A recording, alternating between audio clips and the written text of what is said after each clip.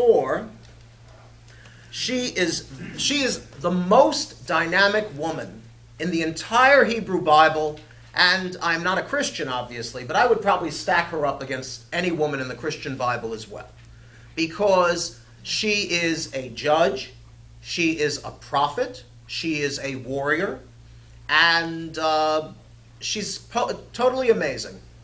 Eleanor of Aquitaine. I'm sorry, what? She's an Eleanor of Aquitaine.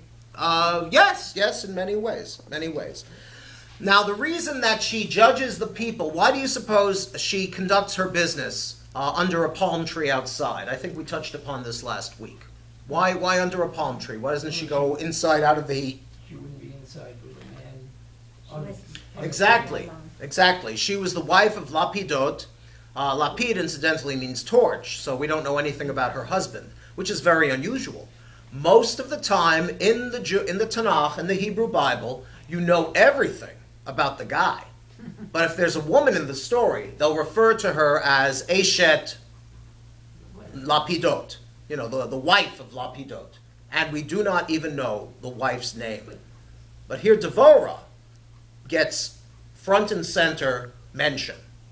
I just want to ask you to turn the page, because if you'll notice, in chapter 5, verses 1, the entire chapter virtually is the Shirat Devorah, is the Song of Deborah, verses 1 to 31, and that probably predates the story, because in Judaism, as in most ancient civilizations, you have a very strong oral tradition where people would sing and they would dance, and so she had this fame that predated the writing of the story.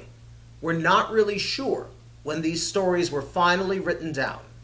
We were a shepherding people, and you do not know how many times these stories were told around campfires and passed down from mother to daughter, from father to son, and it really made a very powerful impression on the listeners.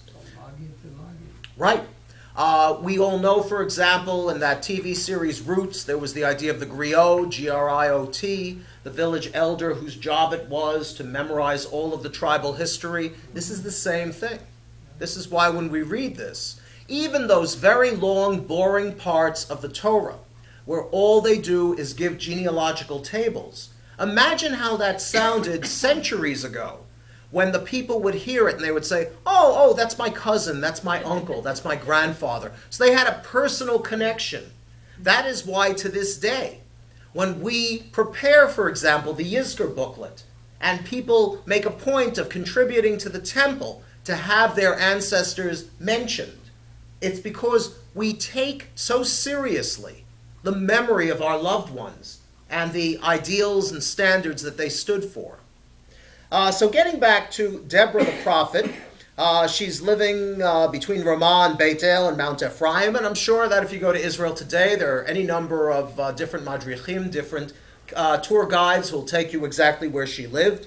And she sent and called Barak ben Avinoam out of Kedesh Naphtali and said, have your people, have your men gather in Mount Tabor, and let's go and fight Sisra, Sartzva, Yavin, Melech, Canaan. Okay. The enemy of the moment is the Cananites, and their king is Yavin, and his general is Sisra.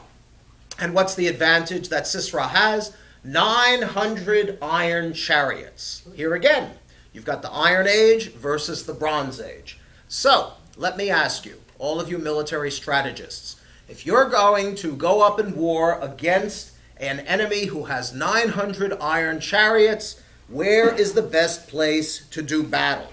Mountain. Near the water. Up in the mountain. That's exactly what they do. They go to the Wadi of Kishon because it's a dry valley, because chariots are only good if you're fighting on a football field. And if your enemy stands there in a straight line and waits to be bowled over by your chariots. Otherwise, if you've got the advantage of the terrain, no good at all.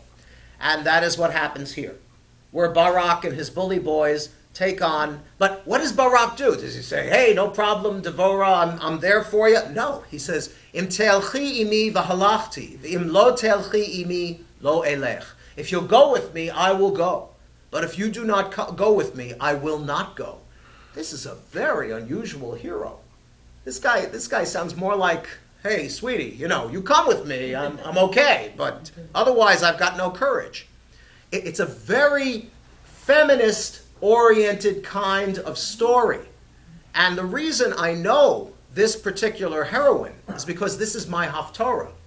This Haftorah, depicting a military victory for the Israelites next to a body of water against an enemy who has 900 chariots and is militarily superior, this Haftorah is appended to the section of the Torah where the Israelites triumph over the Egyptians, where? At the sea. At the splitting of the Red Sea. That's a very important connection between a Haftorah and a Torah reading. The Haftorah should either extend the meaning of the Torah reading, or it should supplement it, or build upon it, or develop it in some way. So I did do the section of the story of Devorah. But now we get to the grown-up part.